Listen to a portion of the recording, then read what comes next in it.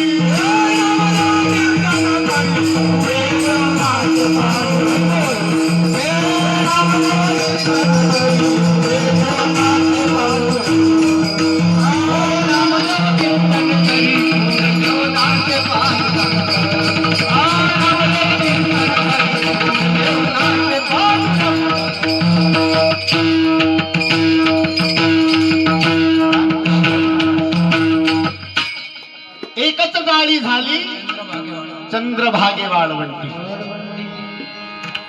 जो काला परमात्माने वृंदावनामध्ये केला, तोच काला पंढरपुरामध्ये संतांनी केला महाराज. आणि तोच काला आपण आपल्या या लोणीमध्ये साजरा करता, किंवा सावंगा म्हणा, करजगाव म्हणा, कारण मध्ये आहो आपण तिघाच्या. पण आनंद आहे, तुम्ही एवढ्या कष्टाने या ठिकाणी आलात. हरिभक्तपरायण आमचे परमस्नेही गुरुबंधू सिंगरवाडे महाराज आलेत, आमचे गौरव दादा पण आले आहेत, समस्त संस्थान कमिटी यांच्या वतीने मी त्यांचं हार्दिक स्वागत करतो आणि त्यांना धन्यवाद देतो. काला हा प्रत्येकाच्या जीवनामध्ये व्हायला पाहिजे. नुसतं साधूंनीच काळाचा ठेका घेतला नाही, लक्षात ठेवा. तुम्ही म्हणाल महाराज तुम्ही पाकिट घेता म्हणून काला करता, असे काही लोक म्हणतात. तुम्ही काय फुकट करता हो, वजनदार पाकिट घेता म्हणून काला करता. तुम्ही काय नुसतं खावाच, तुम्ही करू नका, आमच्यासारखा फेटा नका बांधू, कंबर नका अडसून घेऊ, थैली सोडा तिला कंबरला, कष्टही नका घालू, पण घरी तर काला करा तुमच्या मायबापात. बाकीचं जाऊ द्या ना, इकडचं सोडून द्या, तिकडे काला झाला पाहिजे. हा तर काला आहे दरवर्षी, काला तिथे झाला पाहिजे महाराज. घर असावे घरासारखे, नको तो नुसतं भिंती. बंगला बांधून ठेवला आणि त्या घरात कलह आहे महाराज, त्याला काला नाही म्हणत, लक्षात ठेवा. किती मोठा जर बंगला बांधला, त्या घरामध्ये किरकिर कीर्तनकाराच्या कीर्तनकारात दुसरा कीर्तनकार येत नाही. जो म्हणते कीर्तन झाल्यावर, कुठेतरी अटॅचमेंट आहे, कुठेतरी हृदयाची देवाणघेवाण आहे महाराज. तरच साधूशी साधूचं जुळते, नाही तर ते साधूचं जुळत नाही. विठ्ठल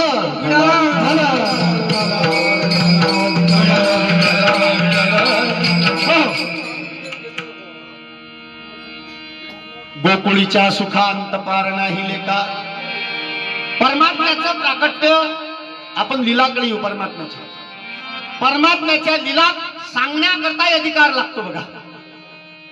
शेषाने स्तुती वर्णन केली भगवंताची, माऊली प्रमाण देतात. शेष स्तुती वर्तला, जिव्हा चिरुणी पलंग झाला. सापाला किती जिभा आहेत? सापाला जिभा. साप पाहिला का? कोण पाहिला साप? सर्वांनीच पाहिला तुम्ही साप. सापाला किती जिभा आहेत? 2. तुम्ही जिभा पाहिल्या वाटते त्याच्या. कोरोनापासून झालं का? कोरोनापासून मास्क लावलं होतं त्यानं, तेव्हापासून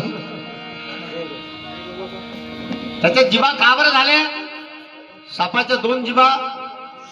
त्यांनी भगवंताची स्तुती करायला सुरुवात केली. त्याला वाटलं की मी शेष आहे, माझ्या डोक्यावर पृथ्वी आहे आणि मी परमात्म्याची स्तुती करू इच्छितो. तो स्तुती जेव्हा करायला लागला तो स्तुती नाही करू शकला. शेष स्तुती वर्तला जिव्हा चिरुणी पलंग झाला माऊली म्हणतात. त्याला शेवटी पलंग व्हावं लागलं देवाचं बा. शेषाला भगवान नारायणाचा पलंग व्हावं लागला आणि आपल्या जिभेचे एक जिभा दोन जिभा झाले महाराज. आमच्यासारखे बयाळ जर इकडे तिकडे बोलले तर मग काय होईल आमचं? झालं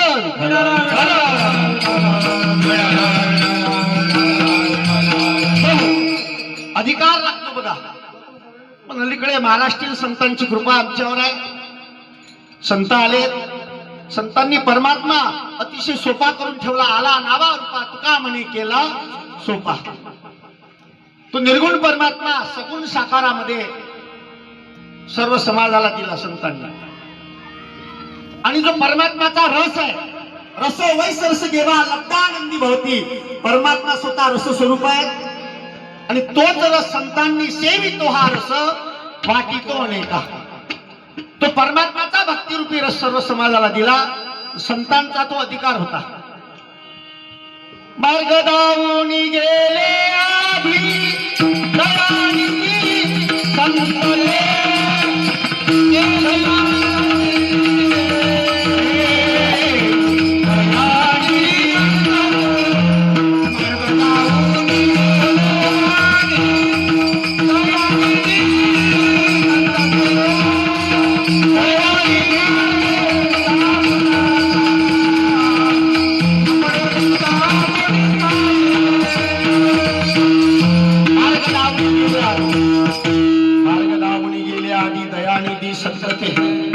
संतांनी आम्हाला मार्ग दिलेला आहे बघा.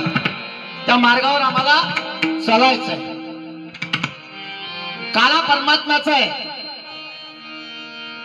अधिकार संतांचा आहे काला करण्याचा, आमच्यासारखेचा नाही. संतांनी काला करावं महाराज. कारण जे दुसऱ्या करता येत असतात स्वतः करता नाहीत संत. परमात्माही स्वतः करता नाही बघा. तो अधिकार त्यांना का बरं आहे? आमचा संसार आमच्या पुरता मर्यादित आहे, पण संतांचा संसार हा व्यापक आहे महाराज. हे विश्वची माझे घर ऐशी जयाची मती स्थिर किंबहुना चराचर आपणची झाला. या ठिकाणी व्यापकता आहे आणि कालामध्ये व्यापकता आहे. विठ्ठल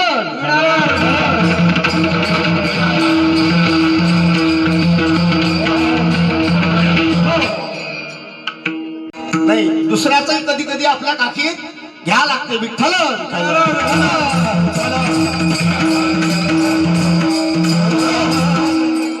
दुसऱ्याचं जर तुम्ही काठीत घ्याल तर काला तुमच्या जीवनात झाला.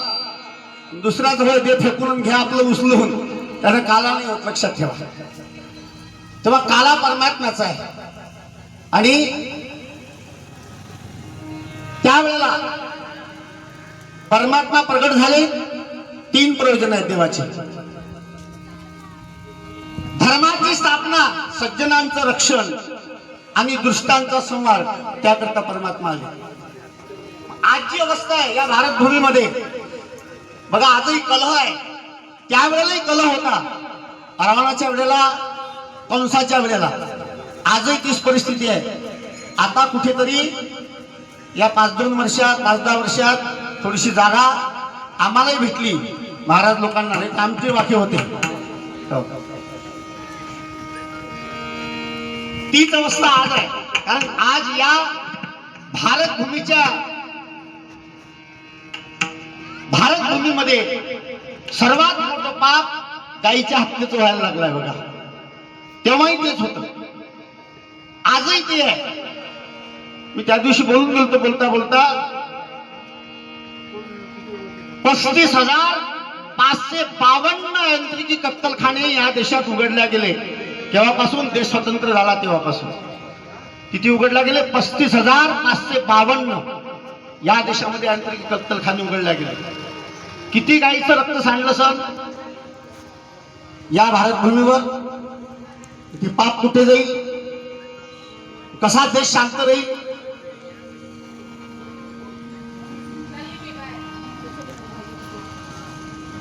धर्मही पाळावा लागेल आम्हाला आणि देशही सांभाळावा लागेल.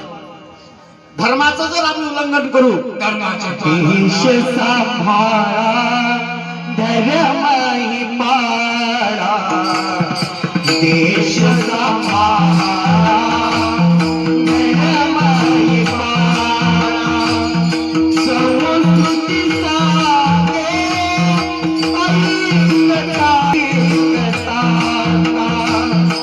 संस्कृती सांगे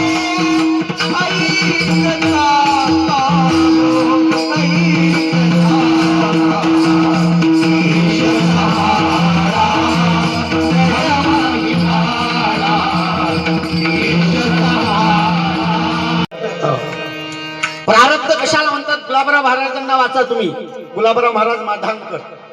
प्रारब्ध कसं असते हे गुलाबराव महाराजांनी सांगितलंय बघा. कारण गुलाबराव महाराज प्रारब्धानुसार जन्माला आले. अमरावती जिल्ह्यामध्ये वृंदावनची एक गोपी इथे जन्माला आली. प्रारब्ध आहे बघा. भगवंताचे प्रारब्ध पहा तुम्ही. जो सोन्याच्या पाळण्यामध्ये झोपावा झाल्याबरोबर त्याचा पहिला मुक्काम टोपलीत झाला, लाकडाच्या टोपलीत. हे प्रारब्ध आहे. विठ्ठल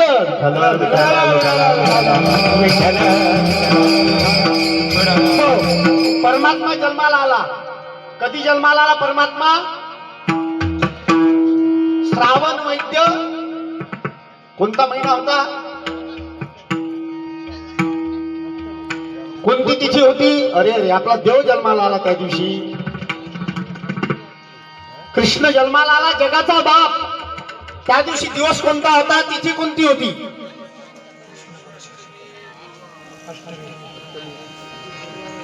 तुम्ही सांगा ना महाराज. तुम्ही काय त्यासाठी आले?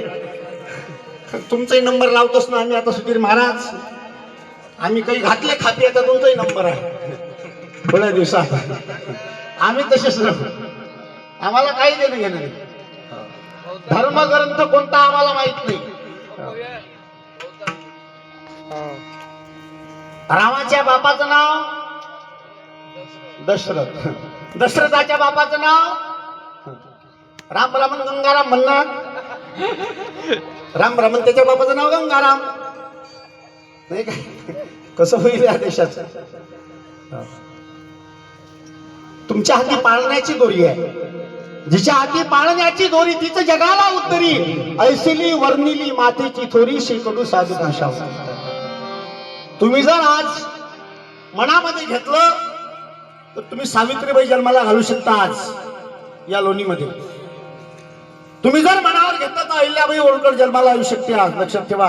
झाशीची राणी जन्माला येऊ शकते. छत्रपती शिवाजी महाराज जन्माला येऊ शकतात आज. लक्षात ठेवा. तुम्ही जन्माला घालता. तुम्ही काय करता? जन्माला घालता. झुंझुलीने जन्माला घातला होता. झुंझुकरी भागवतात, तिने जन्माला घातला. जन्माला येणं वेगळं आहे, जन्माला घालणं वेगळं आहे बघा. आई कशी असावी त्याचं काम नाही आज ते सांगायचं. देवाला जन्माला म्हणून मी मुद्दा आला. अष्टमीच्या दिवशी देवाचा जन्म झाला. आणि अष्टमीलाच का बरं देव जन्माला आला? अष्टमीलाच माऊली का बरं जन्माला आल्या? ज्ञानेश्वर माऊली त्यांनी कोण नवमी तिथी नाही घेतली, दशमी नाही घेतली, सप्तमी नाही घेतली, षष्ठी नाही घेतली, पंचमी नाही घेतली. ज्ञानेश्वर माऊलीनी का बरं अष्टमीला जन्माला आली? याचं फार मोठं चिंतन आहे. एकापासून 8 पर्यंत आकडे काढा. त्या आकड्यात कुठे गाठा आहेत पहा तुम्ही. कसा आकडा तयार होतो पहा. 1 कुठे आहे गाठ? वर आहे गाठ. 2 कुठे आहे गाठ? 3 कुठे आहे गाठ? 4 कुठे आहे गाठ? खाली आहे. 5 कुठे आहे गाठ? वर आहे साईडला. 6 कुठे आहे गाठ? 7 कुठे आहे गाठ? 8 कुठे आहे गाठ? कुठे आहे गाठ? 8ला देऊन द्या ना हातची एखादी.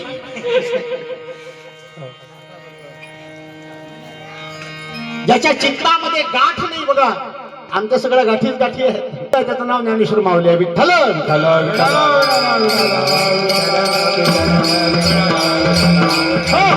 त्याचं नाव परमात्मा आहे. परमात्मा म्हणजे काय? अवतार आहे. परमात्म्याचे अवतार किती झाले?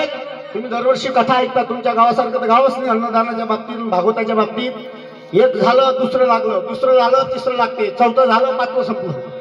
हो, काय भागवत हे लोणीत एका मागे. आता दादाजीचं आलं, मुसाजीचं सुरू आहे, वसंतदास महाराजचं झालं, गजानन महाराजचं सुरू आहे.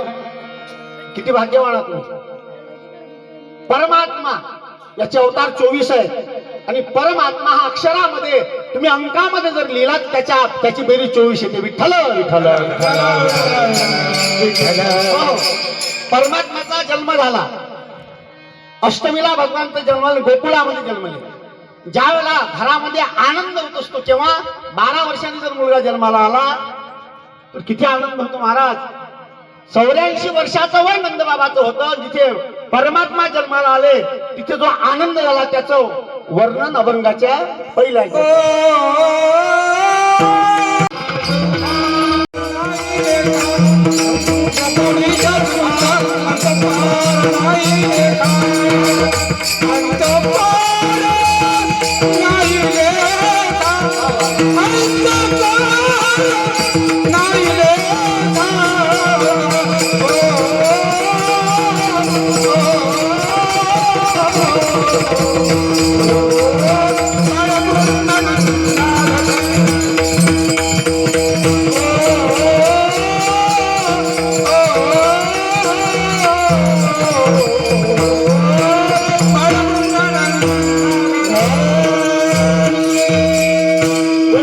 सुखांत पार नाही लेखा. कारण गोनाम इंद्रिय कुडनाम शरीर, नंद इथे आनंद आणि यशोदा म्हणजे शब्दबुद्धी आहे. तिथे परमात्म्याचा वास आहे. गोनाम इंद्रिय, कुडनाम शरीर, नंद म्हणजे आनंद आणि यशोदा म्हणजे शुद्ध बुद्धी, तिथे परमात्म्याचा वास आहे. त्याच ठिकाणी परमात्मा जन्माला येत असतो. भगवान जन्माला आले, आनंद त्या ठिकाणी झाला, तोरणं बांधल्या गेली, गाव सजवलं, उल्हास झाला आणि शेवटी परमात्मा मोठे झाले. बाल्यावस्थामध्ये लीला, रांगत असताना लीला, शेवटी भगवान मोठे झाले, चोऱ्या केल्या.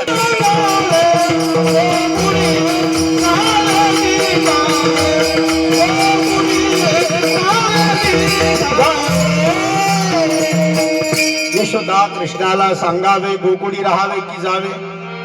यशोदा आम्ही या ठिकाणी राहावं की तुझ्या कृष्णाला ठेवतो.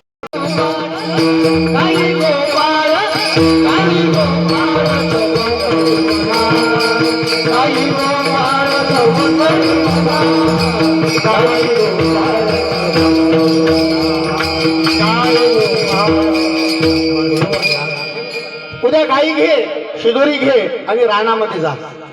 भगवान गाईंना आणि गोपालांना घेऊन शिदोरी बांधून यमुनेच्या किनाऱ्यावर गेले. तिथे गेल्यानंतर भगवान खेळ खेळले. दुपारचे 12 वाजले होते, 2 नोते वाजले. खांदी भार पोटी भूक, काय खेळायाचे सुख. काल्याचा नियम आहे महाराज. सूर्य डोक्यावर आला त्यावेळेला काला झाला पाहिजे, हा वारकरी संप्रदायाचा नियम आहे. तिकडे तो नियम लागू नाही आज आम्हाला. तो नियम कारण चालूच आम्ही 1 वाजता करतो. बोवानं किती वाजता फोन करावं? रात्री 7 वाजता. लोकांनी 10 वाजता जेवण, त्या साधून लाता खावा. लोकांची हात काय विठ्ठल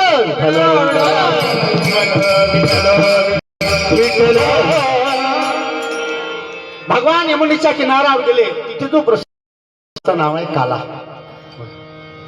जे आणलं होतं घरून ते सर्वत्र एकत्रित केलं. अनेक प्रकारचे साधन त्या शिदोऱ्यांमध्ये होते. बाबा सांगतात कन्हैया आता काही खेळणं होत नाही गड्या. डोक्यावर वजन आहे खेळाचं, पोटामध्ये भूक लागली. खांदी भार पोटी भूक, काय खेळाया सुख.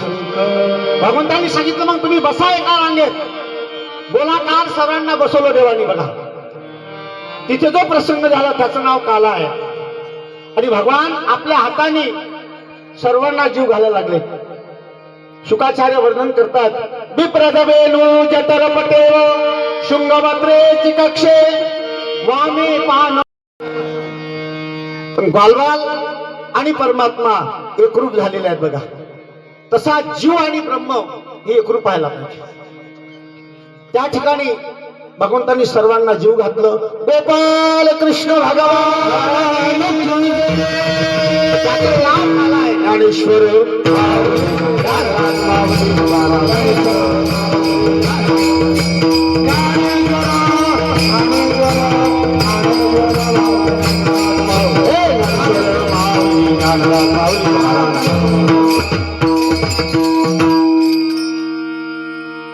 यथाशक्ती मी तुम्हाला काल्याचं वर्णन ऐकवलं.